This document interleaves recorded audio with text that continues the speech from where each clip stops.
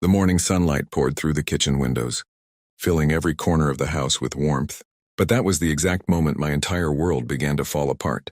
There was no shouting, no broken glass, no dramatic confession. Just one quiet glance that lasted a few seconds too long.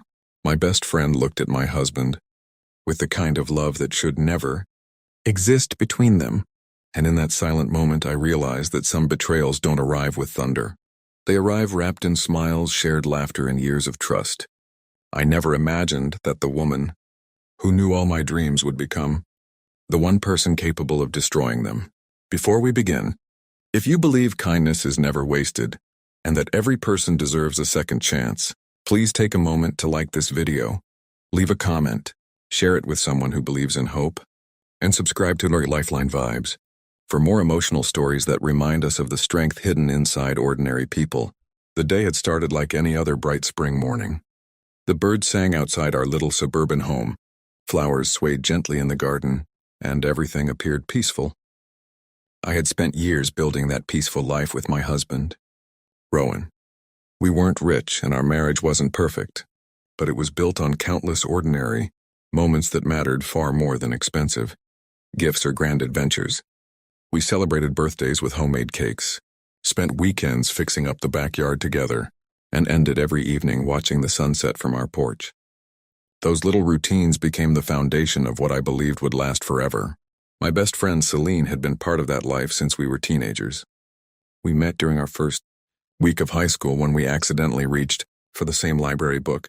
That tiny coincidence grew into a friendship that survived college, heartbreaks, career changes, and countless life milestones. She stood beside me at my wedding, held my hand when my mother passed away, and celebrated every achievement as if it were her own. I trusted her completely because she had earned that trust over decades. When Rowan first met Celine, I felt grateful that the two most important people in my life got along so well. Family dinners became livelier with her around. Holiday gatherings felt warmer because she always brought laughter into the room. She helped decorate our first home, surprised us with anniversary gifts, and became almost like family.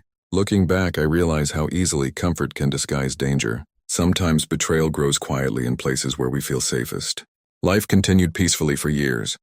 Rowan worked as an architect, while I managed a community art center, where children discovered their creativity through painting and sculpture.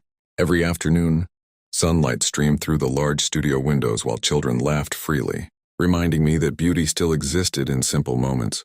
Celine worked as a travel photographer, constantly exploring beautiful places, yet always returning home with fascinating stories that filled our dinners with excitement. Then little things started changing. At first, I blamed my imagination. Rowan suddenly became unusually interested whenever Celine talked about her latest trips. His eyes followed her a little longer than before. She laughed a little harder at his jokes. They developed inside jokes I didn't fully understand because they often exchanged messages while planning surprise birthday parties or organizing community events together. None of it looked suspicious alone. Together, however, those tiny moments slowly formed a picture I didn't want to see. I convinced myself that I was overthinking everything. After all, real friendships weren't supposed to end because of insecurity. Real marriages weren't supposed to crumble because of harmless conversations. But my heart had already begun noticing what my mind refused to accept. One sunny Saturday afternoon, we hosted a neighborhood barbecue. Families gathered in our backyard while children chased bubbles across the grass. I walked inside to refill a tray of lemonade and glanced through the kitchen window. Rowan and Celine were standing near the old maple tree. They weren't touching. They weren't doing anything obviously wrong. Yet the way they looked at each other carried a quiet tenderness that no words could hide. It lasted only seconds before they noticed me, watching, and quickly smiled as though nothing had happened. That brief moment settled heavily inside my chest. Still, I remained silent. Silence often feels easier than asking questions whose answers could destroy your life. Over the following weeks, I noticed Rowan spending more time on his phone. Celine became strangely unavailable whenever I invited her to lunch. Yet somehow she always seemed free whenever Rowan mentioned community projects. My cheerful home slowly transformed into a place filled with invisible tension. Every smile felt rehearsed. Every conversation sounded incomplete. Every peaceful Morning carried an uncomfortable feeling that something precious was slipping away. One afternoon, while organizing supplies at the art center, an elderly volunteer named Agnes quietly watched me from across the room. She had lived through decades of joy and heartbreak, and her eyes carried the kind of wisdom only time can create. Without asking any questions, she gently placed a warm cup of tea beside me. She simply smiled and said that sometimes people become so busy protecting others that they forget to protect themselves. Those words stayed with me. For the first time, I realized how much energy I had spent pretending everything was fine. Instead of confronting anyone immediately, I decided to observe honestly without fear or denial. The truth eventually revealed itself on a bright weekday morning. Rowan had forgotten his laptop at home. I drove to his office intending to surprise him. As I entered the building, I noticed he wasn't at his desk. A receptionist casually mentioned that he had stepped outside for coffee. Across the street, I saw him sitting at a small outdoor cafe. He wasn't alone. Celine sat across from him. There was nothing inappropriate happening. No embrace, no kiss, only quiet conversation. Then Rowan gently reached across the table and held her hand, not as a friend, not by accident, but with unmistakable affection. Time seemed to stop. The city continued moving around me while my entire world stood perfectly still. I quietly turned around and walked away before either of them noticed me. The drive home felt endless. I cried harder than I ever thought possible. Not because I had lost my husband, but because I had lost two people I loved most in the same moment. That evening, I sat alone on the porch watching the sunset we once admired together. For years, I believed sunsets symbolized endings. That night, I wondered if they also promised new beginnings. When Rowan finally came home, he immediately sensed something had changed. Instead of accusing him or creating a dramatic scene, I calmly asked one simple question. Had he fallen in love with someone else? The silence that followed answered everything before he ever spoke. He admitted that his feelings had changed gradually over many months. He insisted nothing physical had happened until recently, but emotionally, he had already crossed a line long before either of them acknowledged it. The confession hurt more because it sounded honest.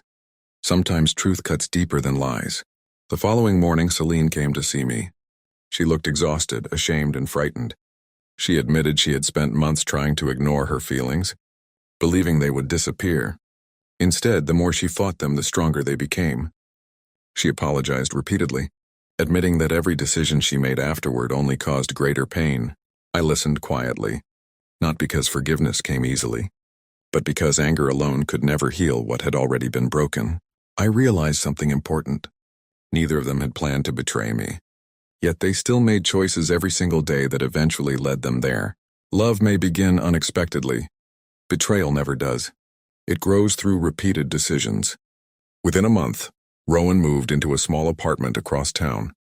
Friends expected me to become bitter. Some encouraged revenge.